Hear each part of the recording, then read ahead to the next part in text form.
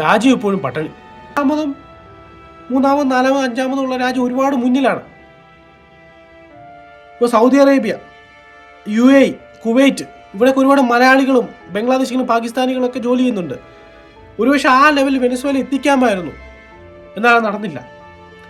ഏറ്റവും വലിയ വിഷയം എന്താണെന്ന് വെച്ചാൽ ഹ്യൂഗോ ചാവേസ് 1998 അവിടെ പ്രസിഡന്റ് ആകുന്നു.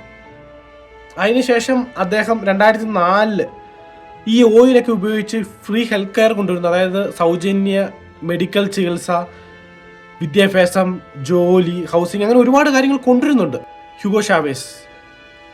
മാത്രമല്ല കുറേ പണം ജനങ്ങൾക്ക് വീതിച്ചു കൊടുത്തു എന്നൊരു കഥയും ഞാൻ കേട്ടിട്ടുണ്ട്. എന്നാൽ നമ്മൾ ഒരുപാട് സൗജന്യം കൊടുത്താൽ എക്കണോമി വളരില്ല.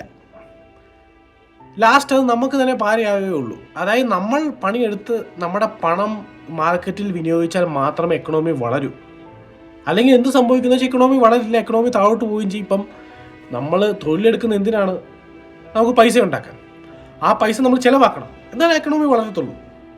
അത് സംഭവിച്ചില്ല. അതാണ് അവിടെ സംഭവിച്ചത്. അതായത് എല്ലാം ജനങ്ങൾക്ക് ഫ്രീ കിട്ടി, പൈസ അടക്കം ഫ്രീ കിട്ടി. അപ്പം ആരും ജോലിക്ക് പോകാതായി, എക്കണോമി തകർന്നു. അത് കൃത്യമായ രീതിയിൽ വിനിയോഗിച്ചില്ല.